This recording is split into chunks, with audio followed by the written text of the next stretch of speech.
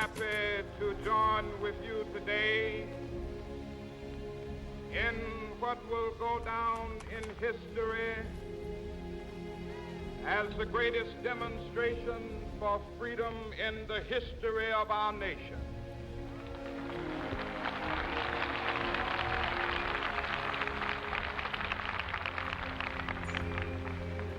Fourscore years ago,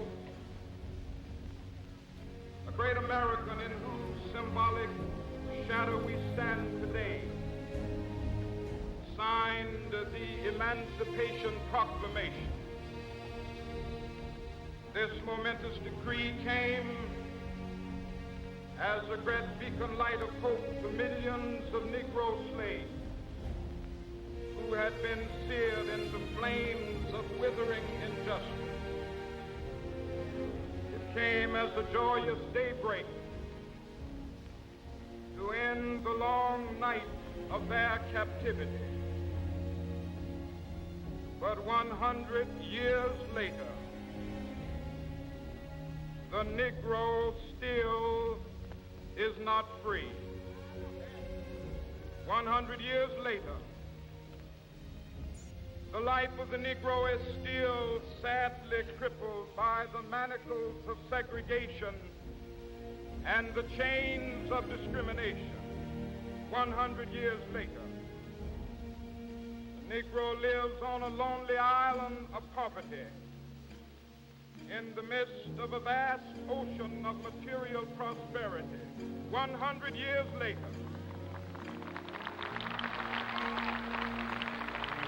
the Negro is still languished in the corners of American society, finds himself in exile in his own land. So we've come here today to dramatize a shameful condition. In a sense, we've come to our nation's capital to cash a check. When the architects of our republic wrote the magnificent words of the Constitution and the Declaration of Independence, they were signing a promissory note to which every American was to fall heir. This note was a promise that all men, yes, black men as well as white men, would be guaranteed the unalienable rights of life, liberty, and the pursuit of happiness. It is obvious today that America has defaulted on this promissory note insofar as her citizens of color are concerned. Instead of honoring this sacred obligation, America has given the Negro people a bad check, a check which has come back marked insufficient funds.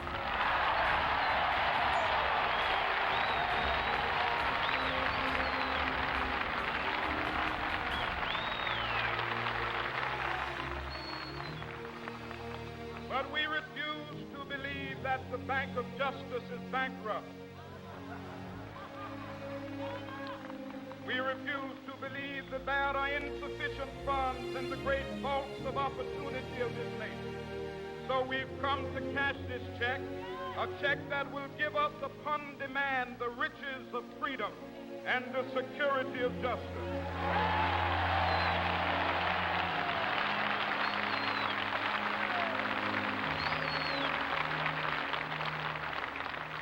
We have also come to this hallowed spot to remind America of the fierce urgency of now. This is no time to engage in the luxury of cooling off or to take the tranquilizing drug of gradualism.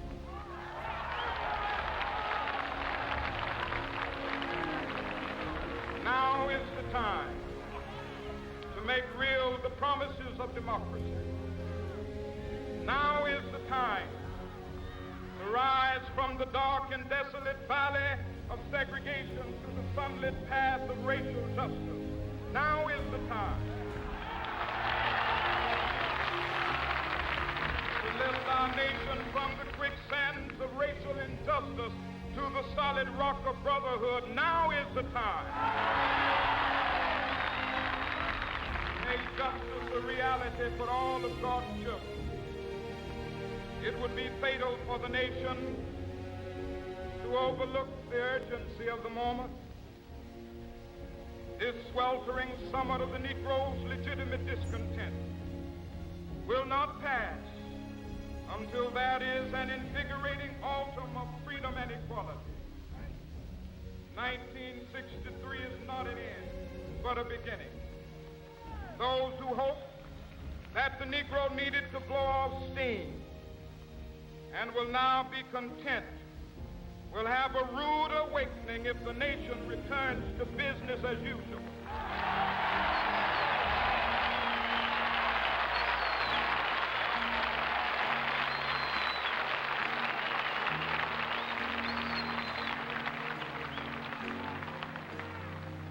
There will be neither rest nor tranquility in America till the Negro is granted his citizenship rights.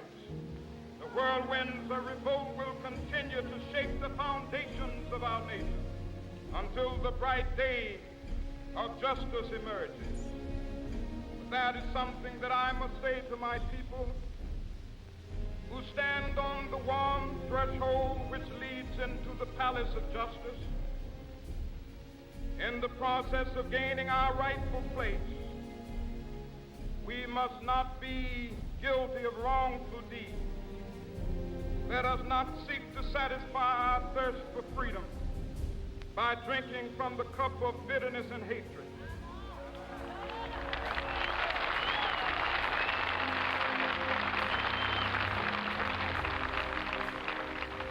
We must forever conduct our struggle on the high plane of dignity and discipline. We must not allow our creative protests to degenerate into physical violence.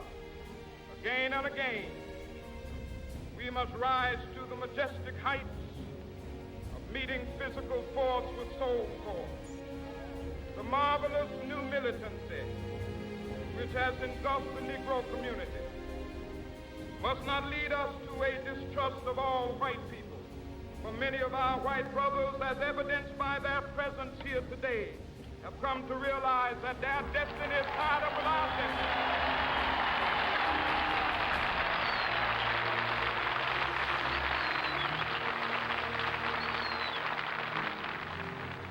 They have come to realize that their freedom is inextricably bound to our freedom. We cannot walk alone.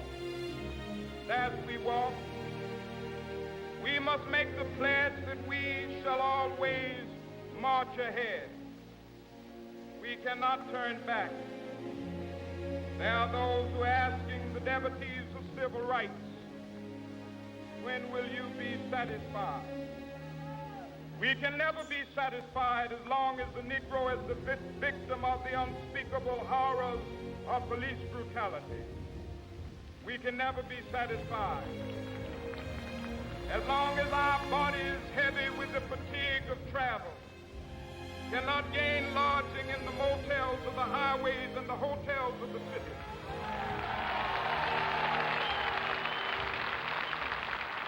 We cannot be satisfied as long as the Negro's basic mobility is from a smaller ghetto to a larger one. We can never be satisfied as long as our children are stripped of their selfhood and robbed of their dignity by signs stating for whites only.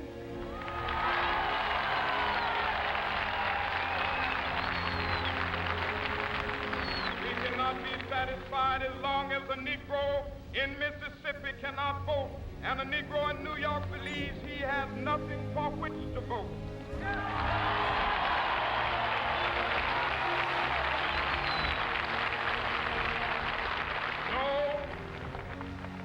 No, we are not satisfied, and we will not be satisfied until justice rolls down like waters and righteousness like a mighty stream.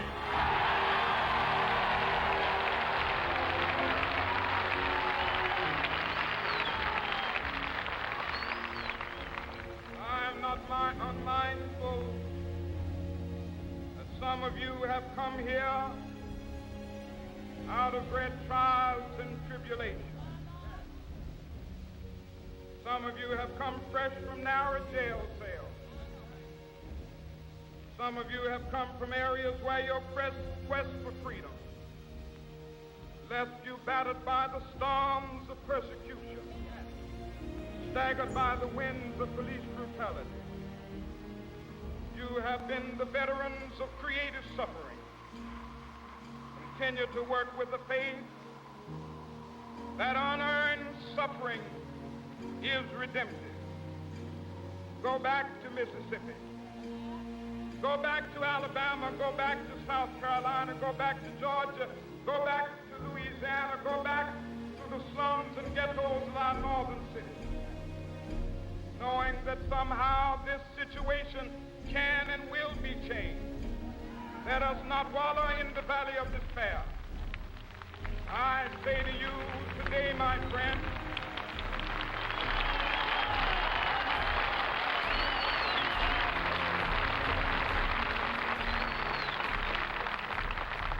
so even though we face the difficulties of today and tomorrow, I still have a dream. It is a dream deeply rooted in the American dream. I have a dream that one day this nation will rise up, live out the true meaning of its creed. We hold these truths to be self-evident, that all men are created equal.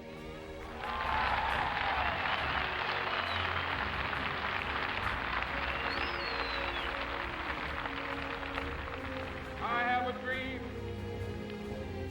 that one day on the red hills of Georgia, sons of former slaves and the sons of former slave owners will they be able to sit down together at the table of brotherhood. I have a dream that one day even the state of Mississippi, a state sweltering with the heat of injustice, sweltering with the heat of oppression, be transformed into an oasis of freedom and justice. I have a dream. My poor little children one day live in a nation where they will not be judged by the color of their skin, but by the content of their character. I have a dream today.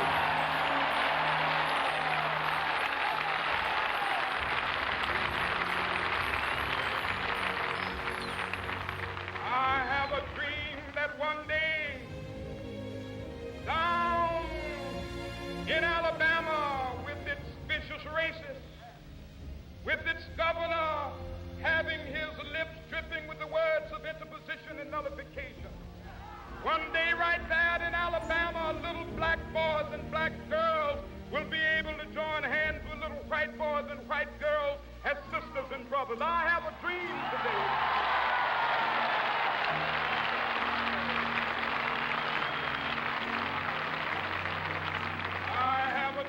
That one day every valley shall be exalted, every hill and mountain shall be made low, the rough places will be made plain, and the crooked places will be made straight, and the glory of the Lord shall be revealed, and all flesh shall see it together.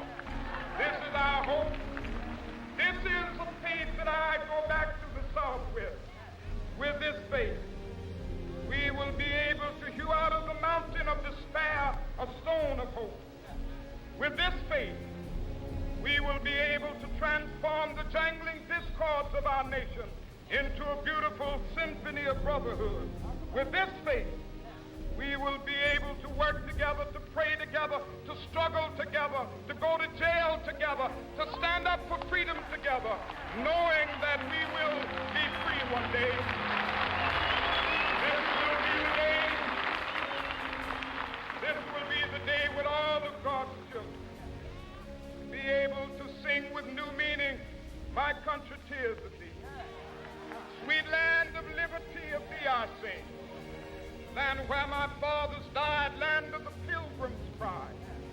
From every mountainside, let freedom ring. And if America is to be a great nation, this must become true. So let freedom ring from the prodigious hilltops of New Hampshire. Let freedom ring from the mighty mountains of New York. Let freedom ring from the heightening Alleghenies of Pennsylvania. Let freedom ring from the snow-capped Rockies of Colorado. Let freedom ring from the curvaceous slopes of California. But not only that, let freedom ring from Stone Mountain of Georgia. Let freedom ring from Lookout Mountain of Tennessee. Let freedom ring from every hill and molehill of Mississippi, from every mountainside. Let freedom ring, and when it happens, when we allow freedom ring, when we let it ring from every village and every hamlet, from every state and every city, we will be able to speed up that day when all of God's children, black men and white men, Jews and Gentiles, Protestants and Catholics, will be able to join hands and sing in the words of the old Negro spiritual, free